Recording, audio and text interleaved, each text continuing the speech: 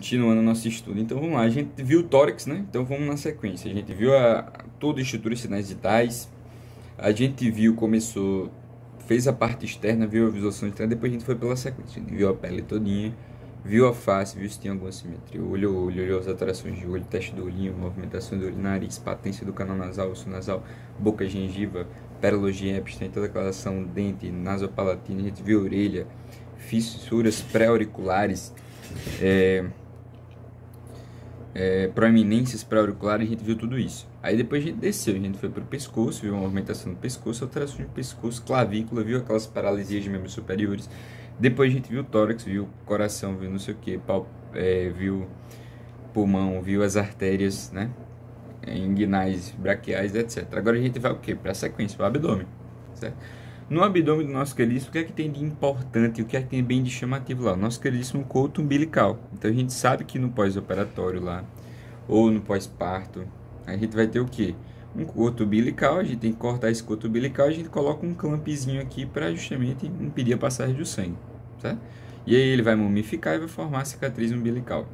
O que é que eu tenho que ter nessa estrutura aqui? A gente tem que ter uma artéria e duas veias. Perdão, uma veia e duas artérias, beleza? Então, essa conformação ela é importante por quê? Porque a não existência de duas artérias, às vezes, pode implicar em alguma alteração de caráter o quê? De caráter embriológico, principalmente malformações abianais e malformações renais. Então, a gente tem que pedir uma ultrassonografia de abdômen total, se a gente quiser, obviamente, avaliar essa estrutura. Então, lembrando, toda vez que a gente vê um coto umbilical que esteja alterado, a gente tem que pensar nisso aí. Qual outra alteração do coto umbilical que a gente pode observar também? Se ele estiver esverdeado, o que é que aconteceu? Mecônio no ambiente intrauterino. Implica obrigatoriamente em sofrimento fetal? Não. Pode ser justamente apenas que o bebê lá fez o cocôzinho, lembrando que o mecônio é o cocôzinho inicial, certo? E eu fui lá e esverdeei o meu bichinho. Eu vou tratar com nitrato de... lembrei agora. Lembra que eu quis tratar alguma coisa com nitrato de prata? Vai chegar nesse tratamento já, mas não é agora, certo? Então eu posso passar um álcool 70 lá e sumir com o esverdeado naturalmente, mas não implica dizer que é uma infecção. Pode haver um sofrimento fetal por conta do mecônio, tal? Pode, mas não obrigatoriamente. Então, inspeção do coto umbilical, muito importante observar isso aí, certo? E aí a gente tem aqui, ó, uma artéria e duas veias. Uma veia, duas artérias. Beleza? Aqui a veia, duas artérias. Cadê a outra artéria? Não estou vendo a outra artéria, mas tem outra artéria aqui, certo? Coto umbilical esverdeado, por conta do mecônio. E aqui a gente tem um coto umbilical granulomatoso, né? O granuloma umbilical. Esse granuloma umbilical, ele é derivado justamente de formação do granuloma aqui, né? Então, tem uma alteração, o bicho não cicatrizou direito e formou um granuloma, né? Então, chegou macrófago aqui e formou uma estrutura feia, né? Isso aqui, o que é que vai acontecer? A mãe vai dizer que ele descama e sai um pouquinho de sangue. Então, sai uma secreção sanguinolenta. O que é que eu tenho que fazer? Ou se eu tiver um cirurgião aqui presente, eu posso cauterizar isso aqui, ou simplesmente eu vou tratar com um bastão de nitrato de prata. Olha ele aqui. Chegou o tratamento que eu tanto queria. Beleza?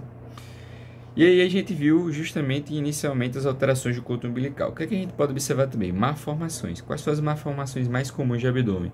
A gente tem a gastroquise e a onfalocele. A gastroquise, ela vai ser justamente, gastrosquise, vai ser justamente a evisceração, ou seja, a saída, né? Uma hérnia, na verdade, entre aspas, sem cobertura, sem membrana, que vai justamente aí sair do abdômen do recém-nascido. Ou seja, nós temos justamente uma evisceração. A evisceração é meio estranho de falar, porque geralmente implica no trauma. Mas é, entre aspas, uma evisceração, uma exposição dos órgãos abdominais, certo?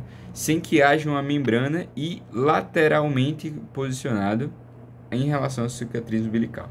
Ou seja, não envolve a cicatriz umbilical nem o coto umbilical. Ele é lateral, certo? E não forma uma bolsa, ok? Não está comumente associado a outras implicações congênitas, outros problemas congênitos.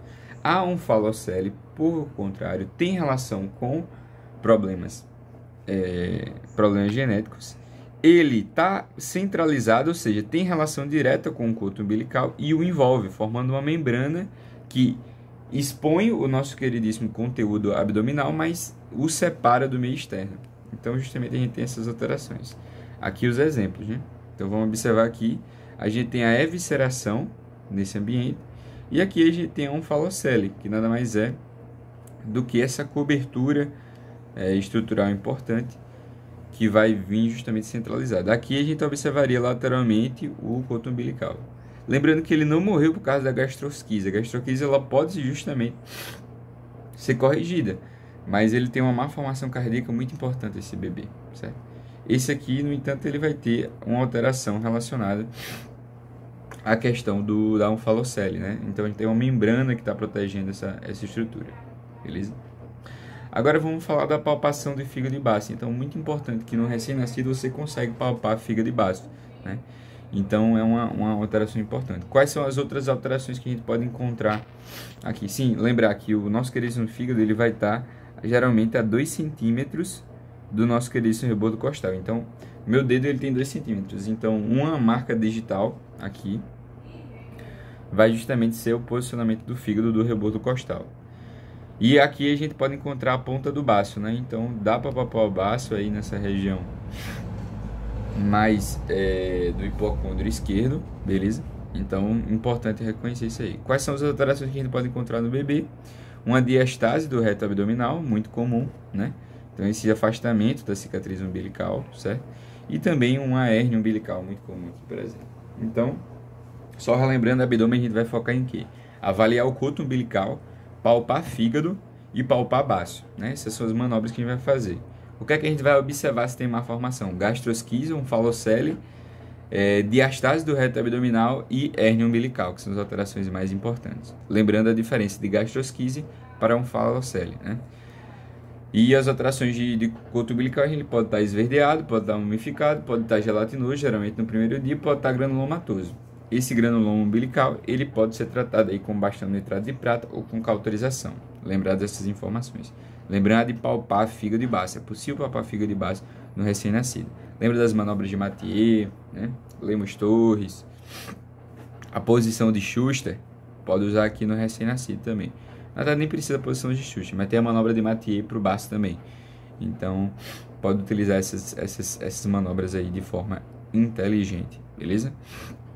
E aí a genitália, né? Então, para você pensar no que tem que fazer quando olhar a genitália, você tem que pensar no básico. Primeiro, dizer se é uma genitália masculina ou feminina. Ah, é muito simples, não. Às vezes, nós temos a famosa genitália ambígua, que a gente vai dizer o que é, certo? Então, você vai lá, viu se era masculina ou feminina. Se for feminina, você vai lá, vê os grandes lábios, vê se eles não estão, se a gente não tem uma sinéquia de grandes lábios, se eles não estão unidos, beleza? No masculino, a gente vai observar o nosso queridíssimo pênis, né? Geralmente vai ter de 2 a 3 centímetros. A gente vai observar, vai ter que palpar testículos, né? Para ver se não tem uma criptorquidia. O que é a criptorquidia? É justamente, principalmente presente nos pré-termos, o posicionamento anormal do nosso queridíssimo testículo na região inguinal ou no abdômen, certo? E aí eu tenho que achá-lo pelo OSG, beleza? Então, se eu não palpar, eu tenho que observar pelo menos o saco escrotal, eu tenho que observar a presença do testículo, eu tenho que observar a presença do pênis, certo? Lembrando que pode haver fimose aqui, mas essa fimose, ela é o quê? Pode haver não, geralmente a fimose é uma fimose fisiológica, normal, protege o nosso queridíssimo neonato. Então, eu tenho que palpar essas estruturas, tem que palpar os grandes lábios, tem que palpar a região da vulva externa, pequenos grandes lábios. Tem que observar se há justamente presença de prolapso da mucosa vaginal, muito comum, não precisa de tratamento, geralmente regride normalmente. Então, basicamente, tem que palpar toda a estrutura externa, certo? O que é uma genitália ambígua? Vamos deixar claro isso aqui, né? Deixa eu ver se tem aqui mais destacado, né? Então, a genitália ambígua, ela vai, sim, primeiro vamos falar das alterações, né? Então, quais as alterações que a gente pode encontrar aqui no nosso queridíssimo paciente? Então, na verdade, a gente vai falar de 7 alterações mais frequentes, né? 4 no homem e 3 na mulher. Então, na mulher a gente pode encontrar aí o ímen imperfurado, ou seja, a gente vai ter o ímen que deveria ter uma região aí mais inferior de perfuração, quando na verdade ele está coberto, né? É o ímen imperfurado, ou seja, ela tem essa alteração aqui que vai justamente gerar uma dificuldade de passagem aí principalmente das substâncias aí presentes na vagina, certo? Para o meio externo. Então a secreção vaginal pode estar prejudicada. Ela precisa de uma região de saída, né? A gente pode ter também uma sinéquia de lábios, né? Não é sinéquia de lábios. Ou seja, tanto os pequenos lábios quanto principalmente os grandes lábios podem estar aí fundidos. Então é importante fazer uma cirurgia para evitar que ocorra. Assim como o ânus também, no caso dos dois, né? No homem e na mulher, o ânus pode estar imperfurado, beleza? Depois a gente vai falar de um caso clínico bem interessante que mostra uma alteração aí, né? Outra alteração importante é uma masculina, que é a hidrocélia. A hidrocélia, justamente, a gente vai utilizar o método de transluminação para identificar a presença de água no ambiente do saco escrotal. Olha aqui que interessante, né? Então a gente tem a água no saco escrotal, certo? E aí a gente pode, numa sala escura, colocar justamente uma fonte de luz aqui, beleza? E aí eu consigo observar a presença desse líquido envolvendo a região do testículo, observando que não é só o testículo. Aqui o prolapso da mucosa vaginal, normal, pode voltar. Ah, aqui é uma lesão, né? Aqui é uma infecção, a gente tá vendo pus aqui. Não, isso aqui é o verniz caseoso. Provavelmente tem menos de 24 horas esse bebê, beleza? E aí a gente tem essas alterações aqui, que é a epispádia e hipospádia. O que é que acontece? Então a gente tem a estrutura normal, né? A uretra saindo normalmente. E aqui a gente pode ter a região saindo na região do ventre do pênis ou no dorso do pênis. Essas alterações são malformações, inclusive fazem parte do que se descreve por ser genitália ambígua. Então observe, imagina que o nosso queridíssimo pênis do recém-nascido, com sua fimose aqui e tal, e aí eu identifico ao mesmo tempo uma epispádia e uma criptoquirdia, ou seja, eu não encontrei testículo. Nesse momento eu não posso dizer que o nosso queridíssimo paciente é um homem, a gente tem uma genitália ambígua. Eu preciso fazer uma ultrassonografia e identificar o testículo, certo? Então é importante ver essa alteração, porque a genitália ambígua é aquela que tem criptoquirdia e associada a ela, geralmente, uma epispádia e uma hipospádia, beleza? Então, muito importante ver essa diferenciação, certo? Hidrocélia, epispádia, hipospádia, criptoquirdia, imperfurada, sinéquia, prolapso da mucosa vaginal. A gente viu todas as alterações, né? Fimose normal, não é patológico, e o ânus imperfurado. Olha que interessante, né? Nesse paciente, ele estava aqui, ó, ele tem o ânus imperfurado, mas está saindo mecônio. Olha que interessante. Ao invés do ânus imperfurado, ela tinha uma fístula ano-vaginal, ou seja, o ânus, o reto, né? No caso, reto vaginal. Tem que até alterar aqui. Não é ano vaginal, é reto vaginal. Ou seja, as fezes estavam saindo pela cavidade vaginal, beleza? E olha que interessante, ela tinha associado também o sinal da dupla bolha, né? Tá vendo que tem duas bolhas aqui? Isso quer dizer que há justamente uma má formação do adenal, acompanhado de uma ausência de patência, né? O cavidade anal imperfurado, o ânus imperfurado, junto com uma fístula reto-vaginal, ano vaginal, beleza? Eu não lembro exatamente o que era, mas sinal da dupla bolha, o ânus imperfurado.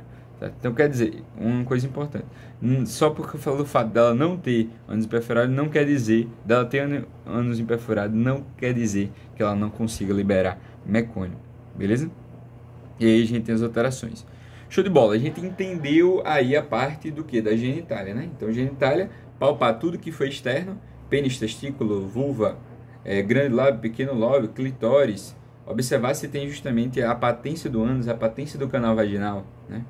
Observar se tem aquelas alterações de hidrocélia, criptoquirdia, prolapso da mucosa vaginal, ímen imperfurado, se tem hidrocélia, epispádia, hipospádia, todas essas alterações que podem, sinéquia de lábios, tudo isso é considerado aí e deve ser analisado durante o exame da genitália, beleza? No exame osteoarticular, nota como a gente está descendo. Agora a gente vai ver mais as extremidades. E o que é importante? A gente vai fazer justamente aí a manobra de Ortolani, a gente vai fazer a manobra de Barlow, e mais importante ainda, a gente tem que justamente fazer um exame osteoarticular da coluna. Então, observar justamente o fechamento de toda a coluna, né?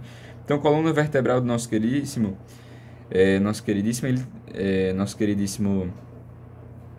bebê, ele tem que estar justamente totalmente fechada, né? Tem que estar completa, com todos os processos espinhosos, com justamente o fechamento da região inferior, ok? Principalmente na região aí da raiz. Então, a nosso queridíssimo fundo de saco da dura mater tem que estar permitida aí, formando, fechando justamente essa cauda clínica para evitar justamente que haja uma alteração tanto da estrutura quanto do fechamento da coluna espinal, beleza?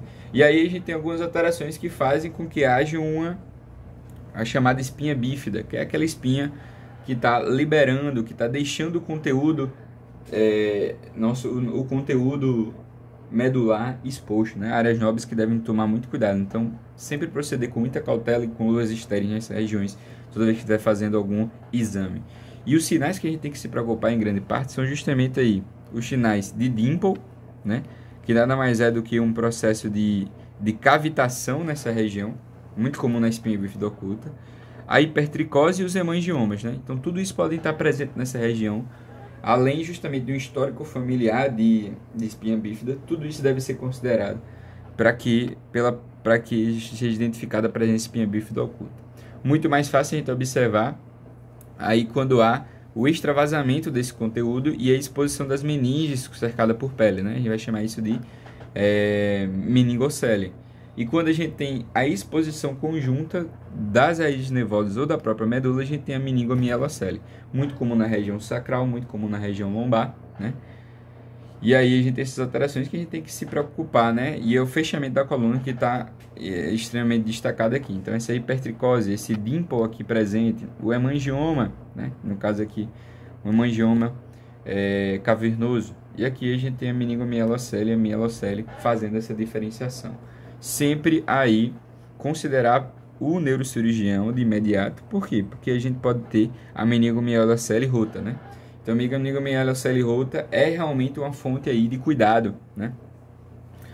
Que deve ser considerado justamente porque a gente tem um material muito nobre aqui nessa região, deve ser manipulado com muito cuidado. Então, o neurocirurgião aí vai ter que fazer o tratamento dessas estruturas aqui, para evitar que haja, portanto, aí uma lesão permanente nesse recém-nascido.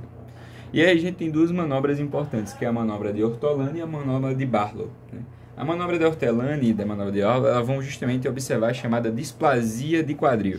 A displasia de quadril, também chamada de acetábulo raso mais antigamente, ou luxação congênita do quadril, é justamente quando o quadril é luxável. Ou seja, o acetábulo do nosso queridíssimo osso ilíaco e a cabeça do fêmur, elas justamente têm uma chance muito grande de se desligar.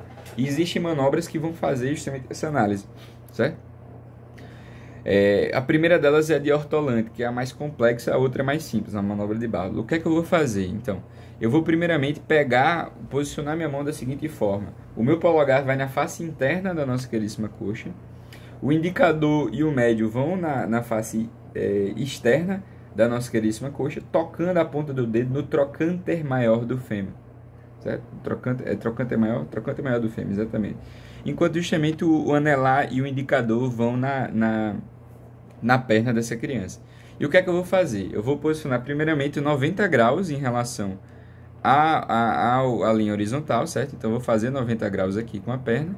E depois que eu faço isso, eu vou fazer justamente o quê? Eu vou fazer um processo de abertura, uma abdução, certo? E essa abdução seguida justamente de uma compressão na região do trocânter do fêmur. Quando eu faço essa pressão no trocânter do fêmur, eu posso sentir o estalido, né, com esse polegar que está na minha face interna. Se eu escuto esse estalido, então provavelmente a gente está diante de um quadril luxável. E aí eu preciso justamente fazer o tratamento dessa estrutura, depois que justamente eu peço o quê? Um ultrassom de quadril, né, para identificar essa alteração. Lembrando que eu devo evitar estabelecer um contato muito intenso aqui com a região do joelho e saber diferenciar, porque é normal que essa estrutura crepite. Então, não confundir uma luxação, uma possível quadril luxável, uma possível displasia de quadril com uma crepitação do joelho, beleza? A manobra de Barlow, ela é muito parecida com a manobra de Ortolani. Eu vou repetir os mesmos passos até chegar justamente na posição de 90 graus. E no lugar de eu fazer o processo de abdução, eu vou fazer um processo aí, vou empurrar, né? Vou fazer um processo de... Não sei qual é o nome dessa não, mas eu vou dar um empurrãozinho. Deixa eu ver o que é que eu escrevi aqui. Eu vou empurrar a articulação contra o dorso, né? Então, no caso eu vou fazer como se fosse uma adução. Mas essa adução, ela vai ser derivada aí pelo empurrar contra o dorso, né? E aí, se eu tiver o estalido novamente, sentir esse estalido com o nosso queridíssimo o nosso queridíssimo dedinho, aí eu vou justamente fazer um ultrassom de quadril, né? É a manobra de Barlow. Então, não observe justamente como elas tentam fazer a mesma coisa, só que agora através de manobra diferente, tem que fazer ajustes. E aqui a gente tem os graus de displasia, né? O quão justamente esse nosso queridíssimo quadril ele é luxável, né? Essa articulação coxa-femoral, beleza? Deu para entender o processo, né?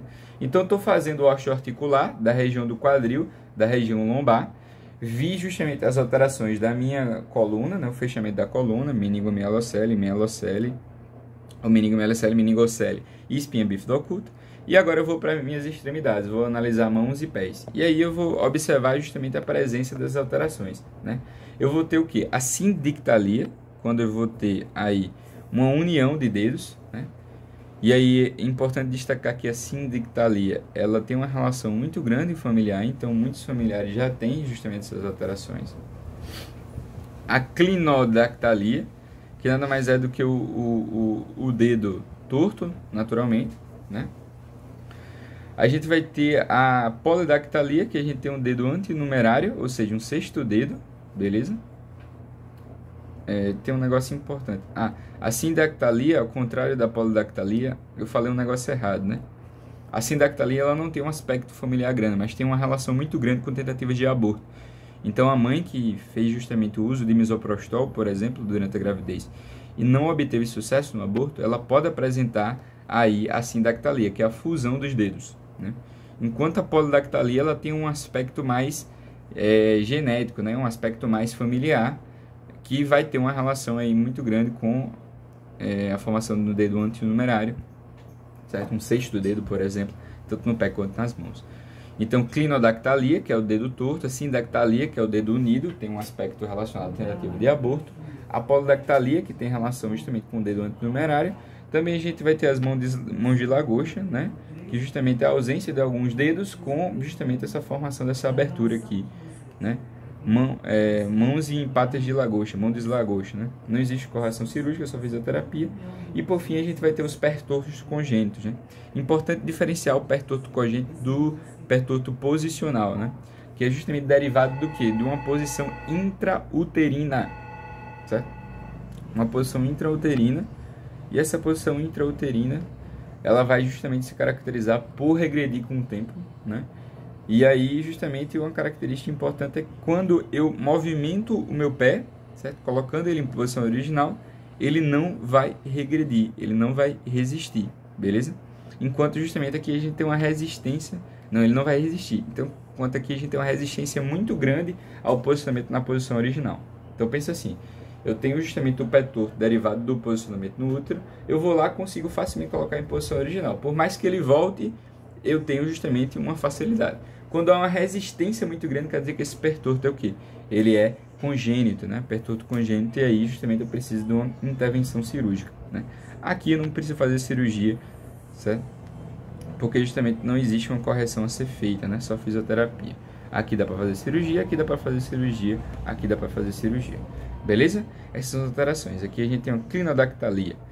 Essa aqui tem uma relação principalmente com a genética. Essa aqui tem uma relação com a tentativa de aborto. Beleza? Show de bola.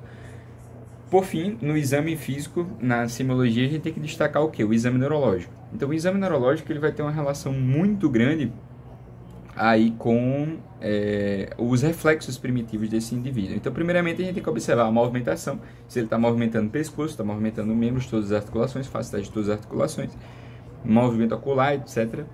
Depois eu faço o teste em relação aí o tônus, né? Veja se o tônus muscular está preservado. Tem que ter uma hipertonia normal do punho, da mão, né? Essa posição normal em semiflexão. Então eu observo justamente essa postura, movimentação em tônus, como a gente já viu lá na parte do exame geral. E depois a gente tem que fazer o exame de reflexo. Então vamos pensar nos reflexos que existem, né? Então para você aprender, a gente tem um reflexo, primeiramente relacionado ao reflexo de sucção. Então você bota o dedo no lábio, enluvado de preferência, né? E ele vai justamente fazer uma sucção profunda, e a ausência dele significa um processo lesivo neurológico muito, muito grande, né? Posso fazer o teste da procura, então eu coloco o dedo na bochecha do nosso querido bebê e ele vai atrás com a boca e faz o processo de sucção, certo? Então ele procura uma orientação e tenta seguir e fazer a sucção. Também a gente tem o da preensão palmar e preensão plantar, né? Então coloca o dedo assim na pontinha dos dedos do pé, ele vai lá e faz o processo de flexão dos dedos. Mesma coisa na mão, ele vai justamente fazer a preensão. Então preensão palmar, preensão plantar. Outras alterações também é o teste de Moro, né? Teste de Moro. O que é que você faz aqui? Você coloca a mão no dorso do bebê e espera que ele faça uma abertura dos braços, como se fosse dar um abraço. E aí ele cai de 1 a 2 centímetros, né? E aí ele vai justamente seguir, depois da abertura dos braços, com o fechamento dos braços, como se fosse dar um abraço. O ideal é só fazer um pequeno susto, não precisa deixar o bebê cair completamente. Então ele vai relaxar esses braços também quando ele estiver seguro, beleza? Então ele vai fazer justamente, vai aparecer uma pererequinha, ó a cara dele, né? Uma pererequinha, só deixar ele cair um pouquinho, ele vai abrir os braços e depois vai voltar quando se sentir seguro. Só fazer um pequeno susto, certo? Então reflexo de Moro. Reflexo de Moro, reflexo de preensão palmar, preensão plantar, sucção, não sei o que, não sei o que. Deixa eu ver se tem mais algum. Sucção, procura de busca, preensão palmar. Sim, o da marcha, né? É o bebê tentando andar. Então coloca o bebê em posição de andar, ele vai tentar andar mesmo sem conseguir, né? Esse aqui é legal, que é o reflexo tônico cervical ou o do esgrimista. A posição que você colocar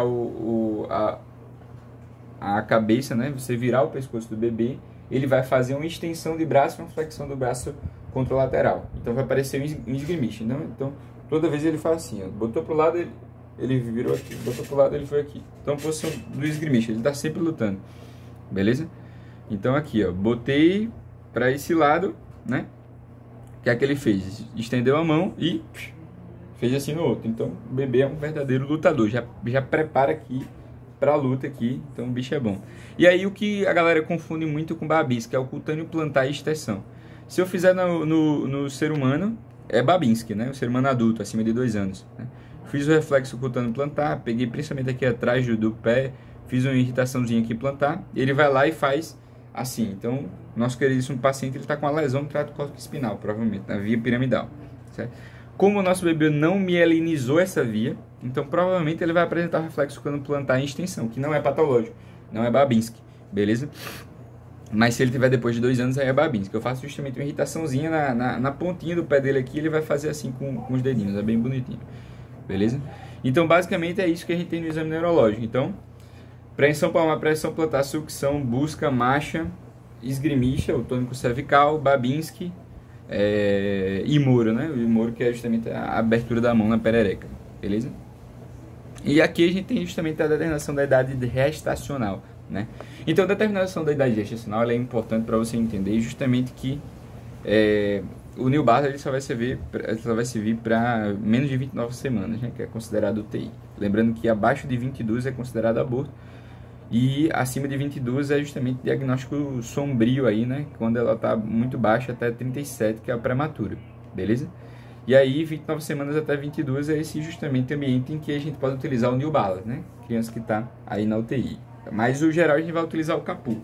O CAPU ele é dividido em 2 partes, um somático e um neurológico. No somático eu vou ver justamente pregas palmares, eu vou ver a textura da pele, eu vou ver justamente a formação do mamilo, vou ver a formação da glândula mamária e vou ver também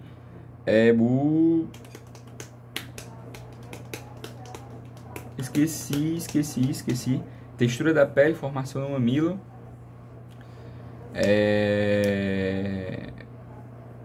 E aí eu esqueci, vamos lá.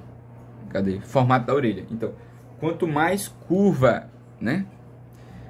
Curvada a orelha, quanto mais curvada a orelha, aí justamente o que é que você tem que aprender? Você não tem que decorar isso aqui. Tem que aprender como é que calcula e tem que aprender justamente a lógica, né? Então, o que é que eu tenho? Textura da pele. Quanto mais enrugada e mais seca a pele, maior a idade gestacional. Formação da orelha. Quanto mais encurvada a orelha, maior a idade do bebê. Quanto mais bem formado e mais extravasado o mamilo, mais velho o bebê. Quanto mais formada e maior o diâmetro da glândula mamária, né? Mais velho o bebê.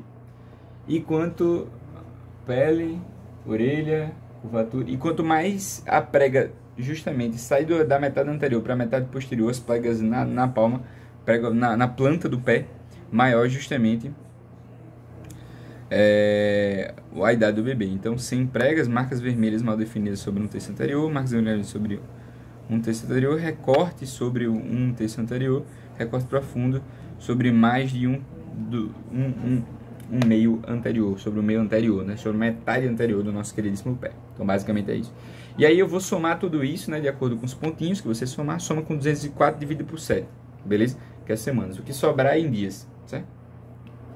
E aí a gente tem também o neurológico, né? Quando eu fizer o neurológico, aí eu vou considerar duas coisas, que é o sinal do cachecol. Então eu puxo o nosso queridíssimo bracinho. Quanto mais deslocado aqui da nossa queridíssima linha média, né? Linha axilar média, ipsilateral, mais novo é o bebê, né? Então se eu consigo fazer isso e consigo fazer com que o cotovelo ele chegue na linha axilar anterior do nosso queridíssimo outro lado, do lado oposto, aí eu estou diante de um bebê que está muito novo, né? Então, o cotovelo foi muito longe, né? Se ele fica entre a linha axilar média e a linha axilar posterior do nosso queridíssimo lado, então ele está bem, né? Se ele fica na linha axilar anterior, do mesmo lado, ele está de boa. Se ele fica justamente aí anterior a ela, aí assim sucessivamente. Então, quanto mais para cá, mais o sinal do cachecol ele dá mais idoso, né? Mais velhinho, mais idoso é outro. Mais velhinho o bebê, com mais tempo de idade gestacional. E o sinal justamente aí, o